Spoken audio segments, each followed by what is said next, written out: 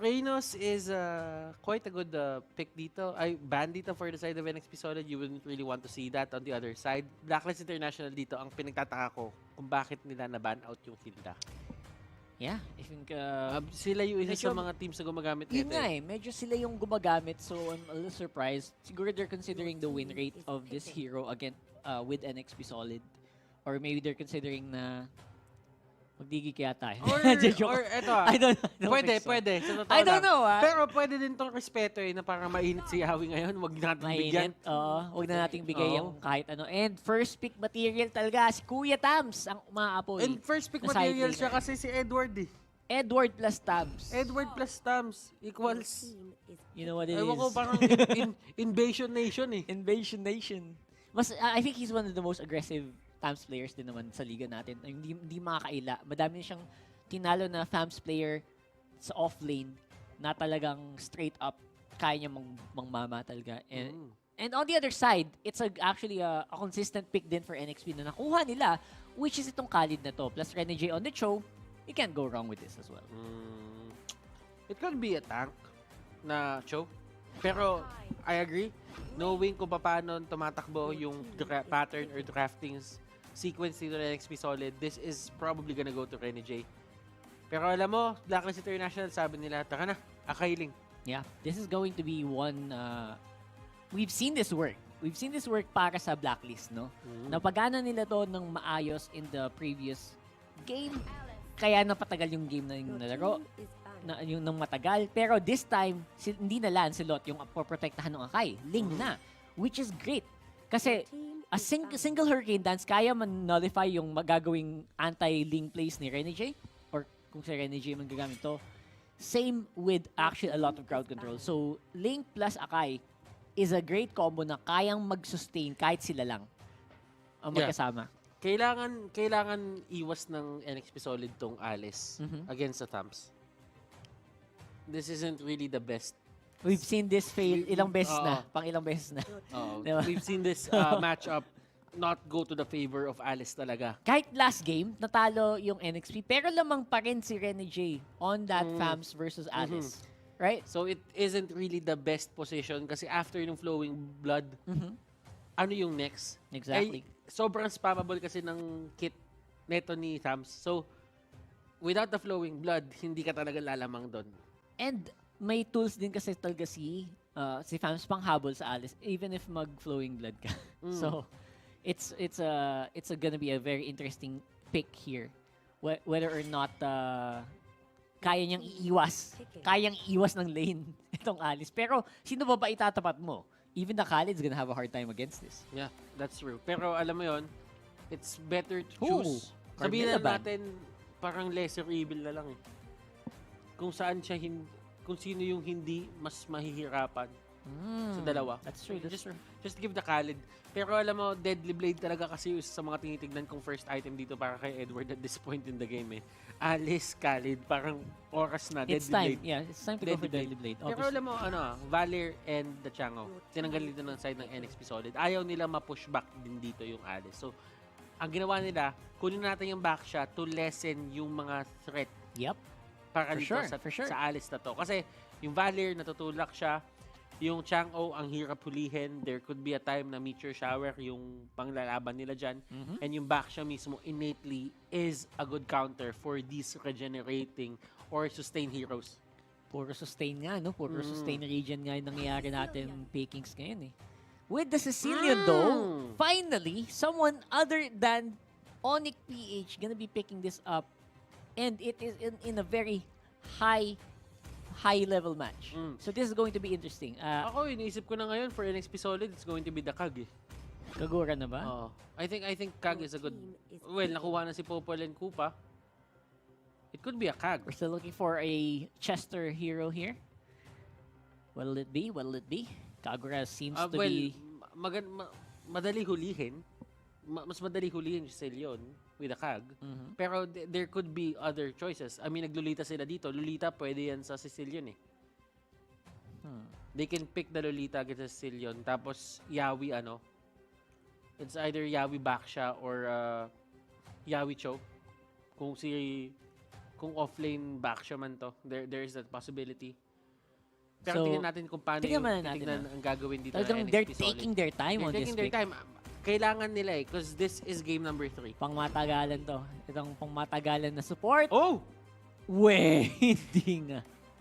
Ba't nga pala support iniisip natin? Oo nga, no? Wala pa palang heroes yan, no? Merong ginagawang, there's this thing about the funnel din for a Cho. Pero, I don't really think that they will use that. Man. And they get the carry. That's true. Ba't nga ba support iniisip natin kanina? I mean, no? That was weird. But- Anyway, it's fine. It's fine. We fine. are here on the H2O carry. alam mo, eto kung ibang lumabas doon, feeling ko pwede pa kung Claude. Pero kasi at this point, carry. Carry. You wouldn't really expect that. I'm not saying it's a bad pick for their side. Pero I'm sure na may iniisip dito yung NXP Solid dito sa lineup na ginagawa nila na to. On the side naman ng Blacklist International, I think they're set kasi this is the certain setup na lagi natin nakikita sa kanila. It's Aqua on that Sicilion. We're going to see probably a Popol and Koopa off-lane from Dexstar. Or it could be Sicilion to the off-lane as well. So, tingnan natin kung paano nila yung setup. Pero ang weird, no? Parang na-psycho So din tayo sa interesting. Ako din na-psycho din tayo sa lineup Naano ng din NXP ako Solid. Sa totoo lang this Pero is that's going fine, to that's be fine. one That's for fine. the books here. Game 3 mga kaibigan, NXP Solid. Laban sa Blacklist International. We had some pretty long games, my friend. Ito na ba yun? Ito na ba? Ito na talaga yun. Ito na ba ang talagang pangmatagalan game? Kasi madami din silang wave clear dito sa totoo lang. Talagang feeling ko pang long games talaga yung dalawang team na Wala, yun. Rene J talaga yung gagamit ng show eh. Kumbaga, Rene J. Cho got Kumbaga, this. let's say it could be an orthodox dito for the side of NXP Solid. Pero kasi, they're not really known to, alam mo yun, parang join yung circle ng mga taong gumagamit ng tank show. Kasi meron mga silang kill crit na pinipik eh. So, Oo. NXP Solid, they're sticking with their comfort picks. And you know what? That is really good for their side. Kasi sa totoo lang, as long as you're comfortable and Okay you're na din. playing at the full potential, That's better mas sometimes. okay na rin yun. Oo. But still, Blacklist International dito, I think they're really set on just getting this early game. I mean, the carry right now, yes, it's not picked as much, pero kasi there's this certain trend kasi ngayon sa mga side ng side ng Blacklist International na for the funnels, you really have to go for those heroes na pabilog yung damage output. Lang, sa laban na to. Kasi there's a reason kung bakit hindi din masyadong pick ang mga marksman. Actually, narinig ko pumapalapak yung mga marksman nun. So, ano eh. eto may fun fact tayo dito ngayon, Rockheart. 96 kills na si H2O sa buong MPL Season 6. Kailangan niya na lang ng 4 na kill para makasama siya sa 100 kill club. Sino yung mga nasa 100 kill club? Si Drix tsaka si Carl. Si Drix ng BSB, si Carl ng Bren, tapos ang susunod doon si H2O. Si Full Clip naman needs 12 kills to reach the 100 club, the 100 kills club. So, a lot of things are really happening. And we're only halfway through the league. Sino kaya mauna makatuhan? Kaya gusto ko malaman. So, yun yung mangyayari. malupit. So sa ngayon, again, chill lang tayo muna mga kaibigan as we are in a bit of a technical pause. Pero we will be coming back soon pag tayo ay ready na. And nag-iinit na ang ating mga teams for sure. And we're trying to make them play in the best condition possible. That's true. Especially in terms of di ba, yung network latency, dapat lowest ping lagi, mga ganun, di ba? And use this time to strategize. Yung pause na yan, tingnan mo, mag-usap lang talaga sila. Parang sinasabi lang nila MB. Ganito gagawin mo, pre, pasa mo yung bola agad kay Rene J. Pasa mo yung bola kay H2O. H2O, never hesitate. Never ever hesitate on the jump shot. Yes. Ayun, nag-usap-usap na sila dito. And look at Chester dito. Kahit sobrang baba ng buhay nila, they will still go for that steal on that bear. Alright. And they actually are going to have... I'm surprised na wala masyadong invade na gaganap ngayon. Simula kanina, pansin mo. Talagang both of these teams have such high respect for the security, yung security guard, talagang ayaw nilang lumagpas security guard masyado. I'm surprised by hindi naman sobrang wala Sinabi ko lang there's like less amounts of invades that are happening recently in this matchup. And goes to show yung amount of, yung pagkakabasa nila sa kalaban nila is both of these teams are starting to work towards mid to late game na lang. Yeah. Wala nang masyadong greedy for the early game. Alam mo yun, kumbaga, kasi, yung setup din kasi na NXP Solid dito, they can't really go in for game number 3 dun sa may area na yon for the blue buff. So right now, nahuli nila si Eson and this might be the first blood of the game. Tignan natin, MB is actually there. Flicker and catches Eson. Aqua as well. Pero tignan natin dito kung paano aalis si MB. The ultimate coming out from Aqua talagang pinofocus si MB. Oy! One more hit. That could be it. Full clip dito with the execute cleanup crew. Pumasok na lang siya. Nabunggo siya ni Yawi dito. Tempest of Blades. It's there. At mapupoke niya pa ng isang beses Chester. That's going to be your trade para dito. Akala ko Sa takas ating na yun Actually, it looked like it was going to be an escape and full clip was going to be necessary to clean that up. Sabi kanina MB siguro, ganito mag first blood, tas ang problema na counterplay lang. Pero again, it looks really good so far for both of these teams. I would say na yung Turtle is going to be the next, I think all into dapat for Blacklist. They need this Turtle either on... Oh my God. And they have the, they have the so priority. They have the priority kasi may retro sila They have the better early game as well. Walang retro dito si H2O. Unlike dun sa mga former games, yung previous games na meron sila dito sa series na to. But let's talk about that later as Yawi is just tanking up everything. Tingnan natin kung sino nga ba makakuha neto. Will the retribution count? Yes, it will. Ultimate dito. Flowing blood. Kailan papasok? Hindi niya ipipilit. And that is going to be a win for the side of BLACKLIST International. Ayaw talaga. And to be honest, you hit it on the dot there. Yung power ng Blacklist on the early game is going to be on full clips retry, which is hindi naman basta-basta. Alam mo yung pag naka-purify si Carry, it's not something you can use right away in battle. Especially when taking those big objectives.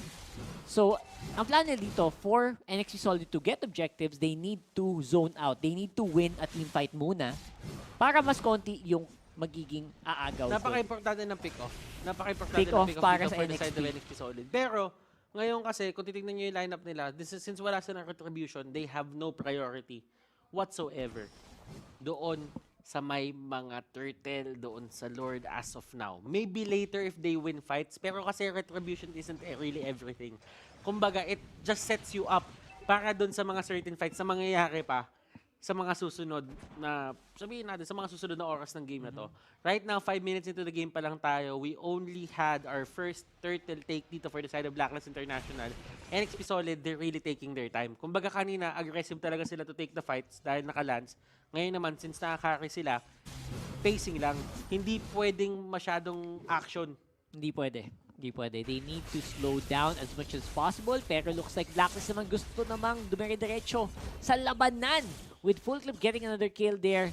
Orange and turtle buff on this link is just so good. Oh, pero doon sa may baba, nakikita mo naman dito, nakaalis na si Edward agad-agad. And that is going to be the certain advantages of winning or having a better hero para doon sa isang side lane mo. Kumbaga, nagkakaroon siya ng priority din doon para i-take down yung turret. And right now, NXP Solid, may access na yung BLACKLIST International dito doon sa may purple buff area nila. That's right. And the buff's gonna be important, but ito ang mas importante. Itong turtle buff na to, pasok Chester into the Raging Sandstorm, not gonna be hitting anyone. Ang away ngayon is on! The turtle secured once more by full clip, at ito na ang big team fight. Masakit sa likod si Aqua. And si Eso naman hindi na kayang tiisin ang bawas din ng NXP dito. Lalaban at forward si Yawi. Disengage muna. For the meantime, it's a 1-for-1. Turtle on the side of BLACKLIST. Okay, good yung ginawa ng BLACKLIST International doon. Alam nila may priority sila, kaya pinilit nila yung pag-take ng turtle na yon. Ang ginawang tama doon ng side ng NXP Solid is they take down full clip agad. So, ibig sabihin yung turtle buff, naglaho lang. Tama. So, hindi rin na-utilize yun totally. ng So, Blacklist deny, International. kumbaga. Deny. It Oo. was denied. Nakuha yung gold pero denied pa rin. Exactly. And top lane naman, makuha ng NXP Solid ang Torre. Pero lang laban, titignan natin kung sila pa rin ang makakuha. Pasok naman si Chester. Si Chester dito, siya ang naipit sa may gitna. Yawi dito, will he get caught out? Naklap yung gulong. Nakalap yung gulong. Nakalap yung gulong. Hindi, matibay na gulong yan. Matibay. Matibay na gulong yan. Hindi mapaplat ng basta-basta yan. Oo. And I think that's fine. Getting a tower is good, tas disengage. That's what NXP needs to do. Again, habang tumatagal to nang wala sila masyadong na-suffer na losses, hanggat di sila nawawalan ng Torre, okay si H2. Okay. Tatagal at lalakas tong carry na to. Kailangan lang, yung ibang miyembro din nila is kaya makipagsabayan mamaya.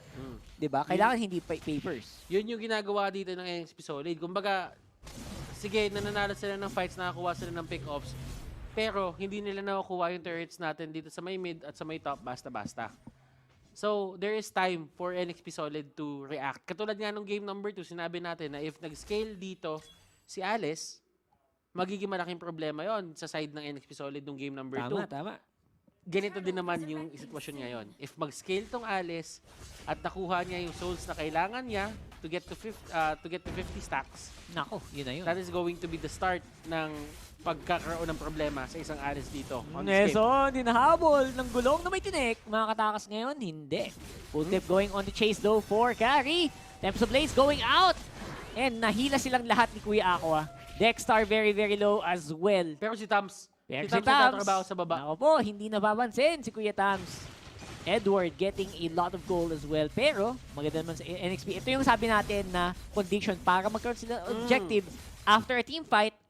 Plus, wala sa posisyon ang kalaban. Nakuha nila ngayon ang turtle. Okay. So, hindi yon totally on the side of BLACKLIST International lang kasi nakakuha sila That's ng turret sa may baba. Na-convert naman ng NXP Solid yon into that turtle. So, sabihin na lang natin, in terms of map control, I still favor the side of BLACKLIST International just because there is much room to move on. For NXP Solid naman dito, they can survive the next few fights na babato sa kanila ng BLACKLIST International. At least with H2O, with that turtle buff. At, di ba, Buhay pa yan. mabubuhay siya. Oo. At mabibigyan siya ng extra protection na kailangan niya. Yep, ang problema lang is Chester did go down here on the mid lane, so baka maging problema yun for later. Pero wala namang immediate threat mula sa Blacklist sa ngayon, so Okay hintayin lang natin. Okay ka lang. Yeah.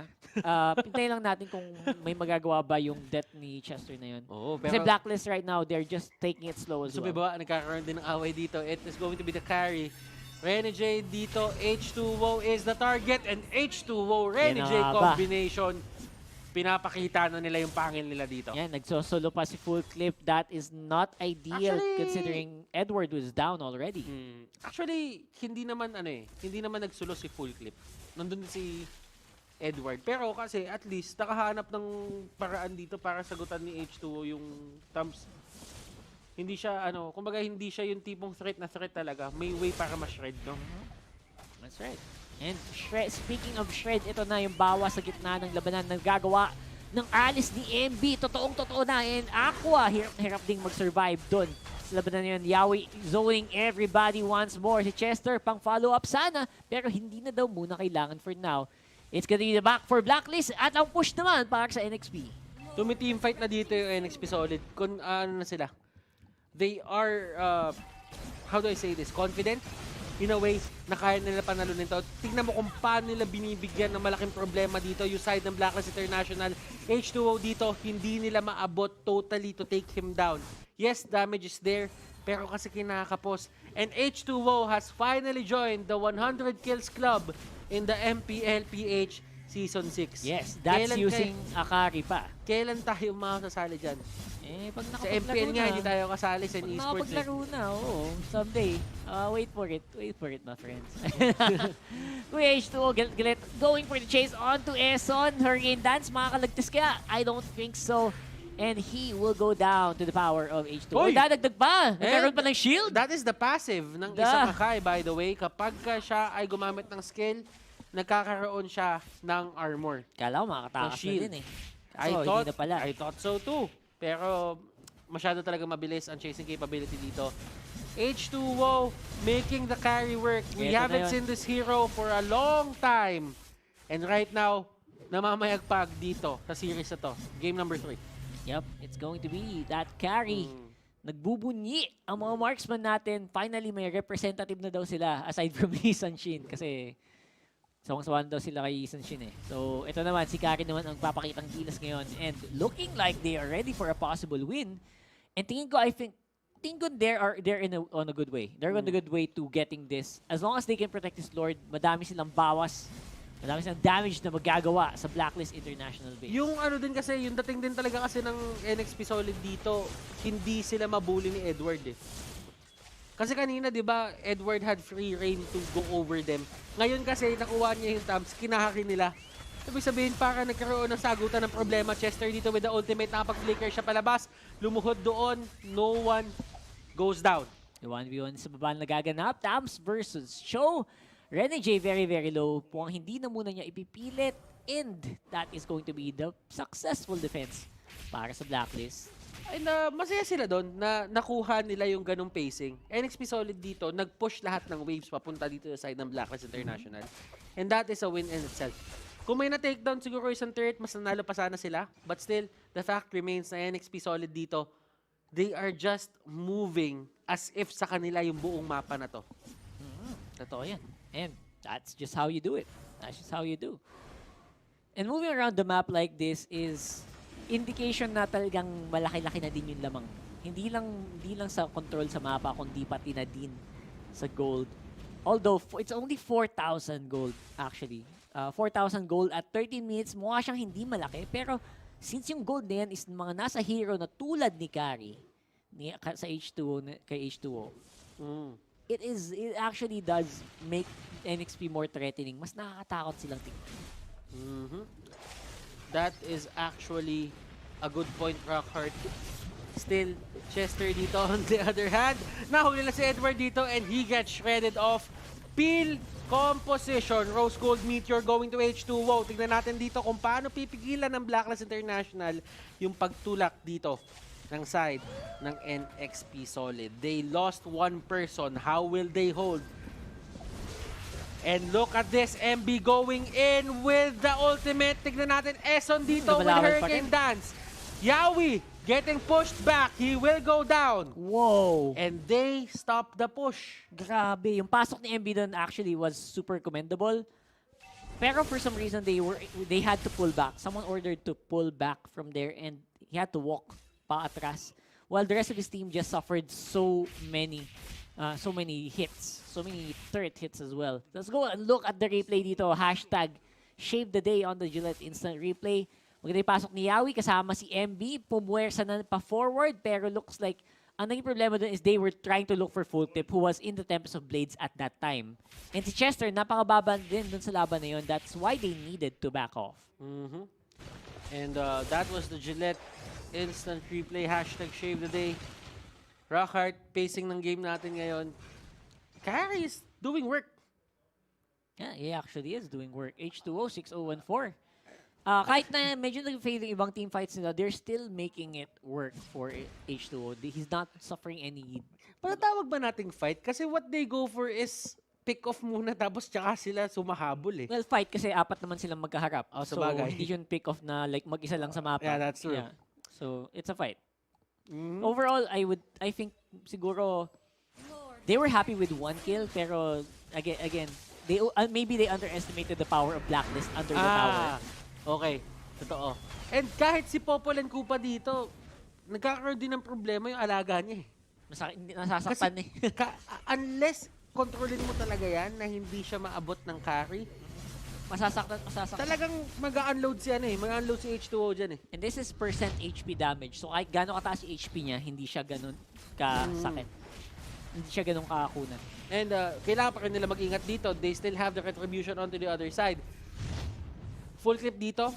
He is going in, trying to actually take down someone. MB dito will be the first one to go down.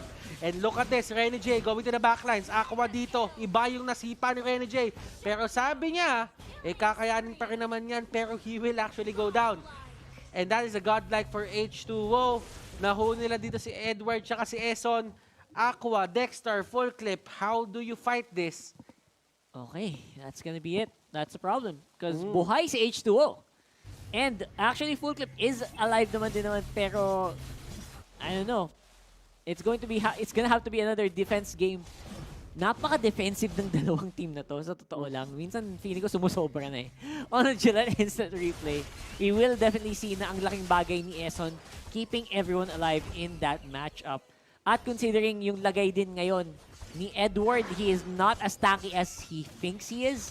That's why nasobra din yung dive niya going to H2O. That's why na-take down din siya sa laban na yun. Actually, shoutout kay Manjin. Napaka-lupit ng galawan niya. Rinig na rinig yung galawan yun sa may gilid. Pero alam mo, Dexter dito, ang sabi naman niya, down. Parusahan natin yung dalawang support nila. Kiawi and Chester, they go down. Is this a time na dapat kumuha ng Blacklist International ng Lord? Dapat na yata kanina pa eh. Because they backed off. And now, pabalik na ulit si Yawi sa mapa. That was a 3v5. For a solid how many seconds? Meron silang ibang plano, Rockhart. They go in, 7-0-5 pa rin dito si Carry, H2O. Sino-zone out sila ng isang aso. Tignan natin kung paano nila gagawin to. Renjay dito, nandun sa may backlines. He is the primary target dito for everyone onto the side of Blacklist International. They're trying to take them down. Jit Kondo, knock-up is there. He's still alive. He will go down. MB dito, nahuli silang tatlong magkakatabi. Surprised! Winter, Truncheon, Aqua dito, getting caught out. Full clip on the other hand, nandoon sa may gitna. He's trying to push, he's trying to set the pace para dito sa may Lord. But his allies will go down. Yup, at kinokontrol din siya ni Chester na hindi siya basta-bastang makapag-clear ng wave ng dire-diretso. So he's always being forced to back off. Now this Lord, walang kasamang pupush dun sa bot lane. And feeling ko that is a very good thing para sa NXP. They basically just nullified the Lord take by taking kills of their own after that team fight. So, I'm very curious to see how fast NXP got that. And reset na naman tayo dahil longest games na reset na naman tayo. And yun yung naging tempo natin. Ito yung naging tema natin for the 2 games na meron tayo. Road to greatest games. And kung mabilis tong game 3 na to, anticlimactic yun. Sa bagay, nga eh. No? Napaka-weird naman nun. Parang minadali. Kung 12 minutes, tapos agad. Hindi! Sabi ni Ginoong Valdez, itodo na natin to. And it is happening. We are on the 20-minute mark almost. Oy, teka! Grabe naman yun! And Raging Sandstorm palayo, pero nasunog na siya ni Edward with the Molten Sights. Tower goes down in mid. And they are now collapsing onto the middle of the pit. Nahuli na si full clip dito, Rene J with the heads up play. Aqua, kinakalmot-kalmot siya ni Iori dito sa may likod. Pero Eson, siya ang susunod na tutumba. Rene J talagang gustong-gusto niya dito makuha si Aqua. He will go down as well. Dexter dito, last target, final target for the side of Blacklist International. And they are going to march on. Nagmamadali dito yung mga members ng NXP Solid. This is the long march. This is the long march. Sige, sa inyo ang Lord, amin ang base. Sa inyo ang... Oh my goodness, NXP. Oh my God, sa NXP. haba-haba na nangyari, they return the favor. They win this series. 2-1. NXP Solid. Pangalawang beses sila nakita. They got over the hurdle. They are over the hurdle and the drought is officially over. We're on a streak here for NXP. Another 2-1 victory for the day.